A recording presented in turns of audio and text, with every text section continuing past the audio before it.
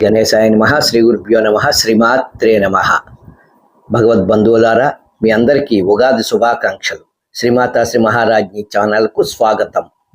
చైత్రమాస శుద్ధ పాఠ్యమి ఈ సంవత్సరం 2026 మార్చి 19న శ్రీ పరాభవ నామ సంవత్సరం ఉగాదిగా మన ముందుకు రాబోతోంది.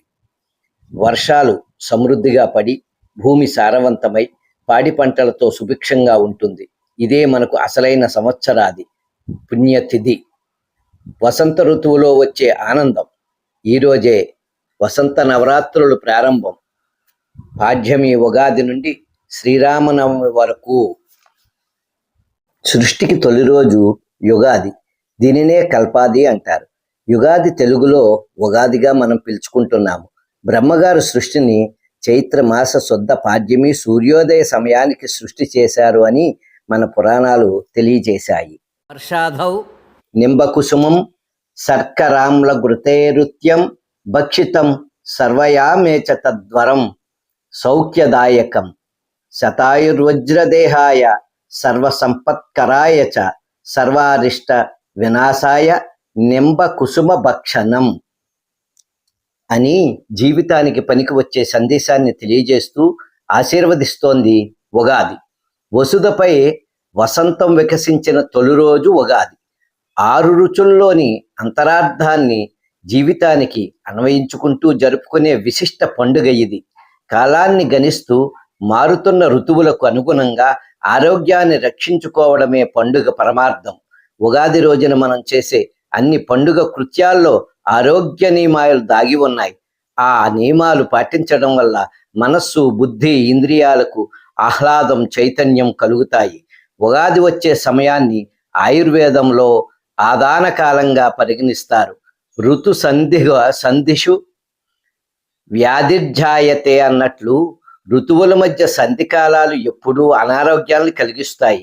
ఆ అనారోగ్యం నుంచి రక్షించుకునేందుకు ఈ కాలంలో వసంత నవరాత్రి దీక్షలు వస్తాయి. పండుగ నాటి ఉదయం చేసే అభ్యంగన స్థానంలోనూ ఆరోగ్య రహస్యాలు దాగి ఉన్నాయి. 6 రుచుల సమ్మేళనంతో తయారు చేసే ఉగాది పచ్చడి విశిష్టత చర్విత చర్వణమే అయినా కొత్త సంవత్సరంగా ఎప్పటికప్పుడు కొత్తగానే ఉంటుంది. అభ్యంగే నూతన వస్త్రే పంచాంగ శ్రవణే ద్విజాత్ షడ్రుచే నింబ పుష్పే చ యుగాద్ నివసామ్యహం. ఈ శ్లోకంలో 4 పనులు చక్కగా ఆచరించాలి అని వివరించారు. ఈరోజు మనం కాలపురుషుని ఆరాధించాలి. 1 నువ్వుల నూనె శరీరం అంతా పట్టించి తలకు కొద్దిగా రాసుకుని సుండిపిండితో శరీరం అంతా రుద్దుకుని తలస్నానం చేయాలి. ఇది అభ్యంగ స్నానం. సూర్యోదయానికి ముందే ఈ పని పూర్తి చేసుకోవాలి. ఈరోజు మనం కాలపురుషుణ్ణి ఆరాధించాలి గనక ఉదయమే 6 గంటలకల్లా సూర్యుని ఎదురుగా నిలబడి ఆదిత్య హృదయం లేదా సూర్యాష్టకం చదువుకుని తరువాత మన పూజా మందిరంలో పూజను చేసుకోవాలి. నిత్య పూజ ఎలా చేసుకుంటామో అలాగే. అయితే స్తోత్రం, పురుష సూక్తం లేదా విష్ణు సహస్రనామం లేదా లలితా సహస్రనామాలు చదువుకోండి. 3వది ఉగాది పచ్చడి దేవునికి నివేదన చెయ్యండి, ప్రసాదంగా స్వీకరించడం. పంచాంగ శ్రవణం. ఈ 4 కాకుండా ఇంకో 2 పనులు చేద్దాం. చలివేంద్రాలు. వేసవకాలం నలుగురికి దాహం తీర్చడానికి చలివేంద్రాలు ఏర్పాటు చేయటం లేదా ఒక గిన్నెలోనో దేనిలోనో నీరు పోసి మన బాల్కనీలోనో డాబా మీదో పెడితే పక్షులు తాగుతూ ఉంటాయి. పుణ్యం ఆర్జించే పని. 2 వసంత నవరాత్రులు ప్రారంభం కనుక ప్రతిరోజు సాయంత్రం దీపం వెలిగించుకుని లలితా సహస్రనామ పారాయణం నవమి వరకు చేసుకోవాలి. నువ్వుల నూనె శరీరం అంతా పట్టించి అభ్యంగన స్నానం చేయటం వల్ల శరీరమునకు తేజస్సు, ఎముక బలం పెరుగుతుంది. ప్రతి ఒక్కరూ కొత్త వస్త్రాలు ధరించాలి. కొత్త వస్త్రాలు ఆయుష్ని పెంచుతాయి, దేహ కాంతిని పెంచుతాయి. తరువాత పూజ చేసుకుని ఉగాది పచ్చడిని మన దేవతా మందిరంలో నివేదన చేసుకుని మనం ప్రసాదంగా తీసుకోవాలి. ఆరోగ్యాన్ని ప్రసాదించే ఈ షడ్రుచుల అంటే 6 రుచుల పచ్చడి ఉపయోగాలు, ఆరోగ్యాన్ని, ఆయుష్ను పెంచే ఈ పచ్చడిలో వేప పువ్వు.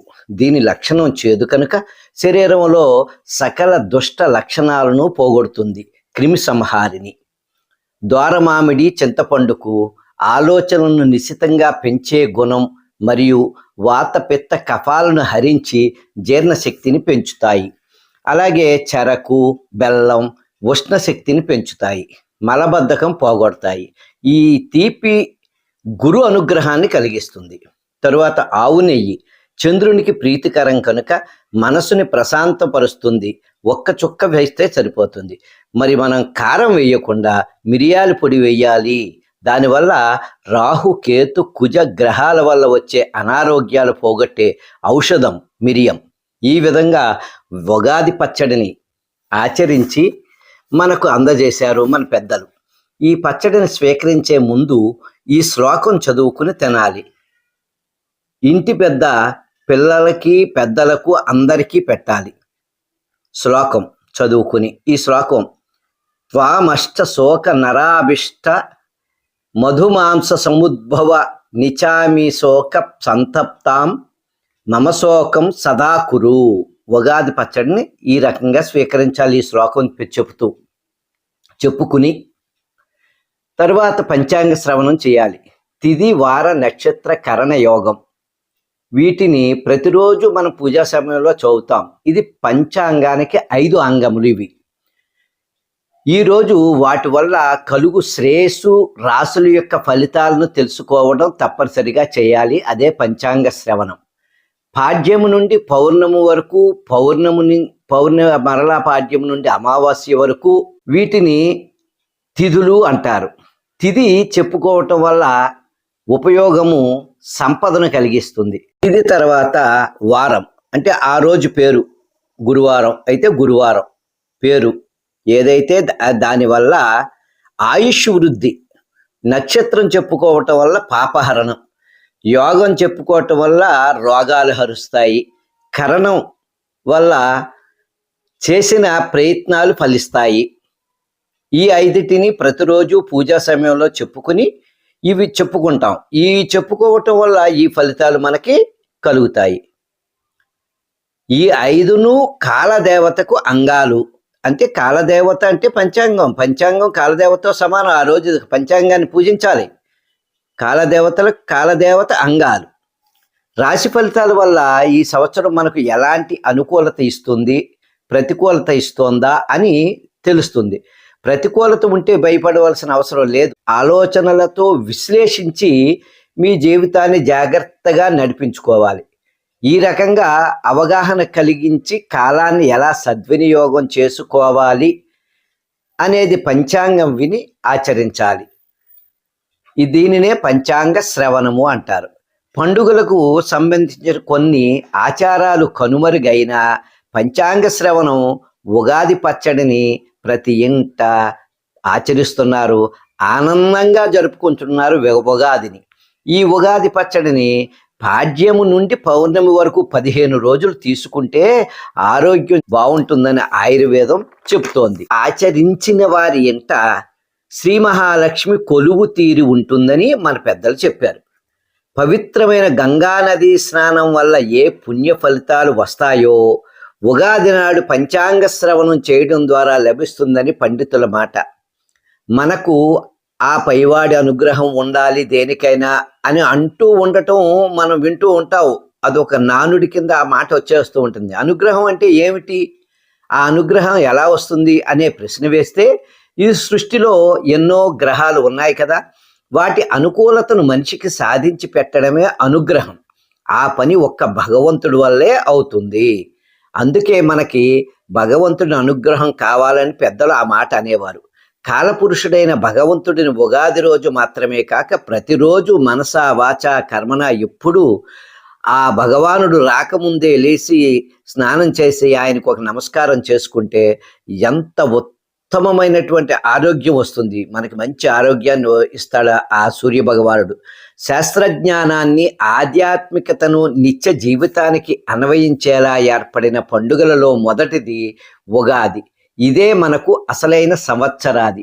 మన జీవితంలో సంవత్సరం పొడవునా ఏర్పడే కష్ట సుఖాలు దుఃఖాలు అనే వాటిని సమానంగా తీసుకుని ముందుకు సాగాలనే తాత్విక సందేశం ఉగాది పచ్చడితో మనకు తెలియవస్తోంది.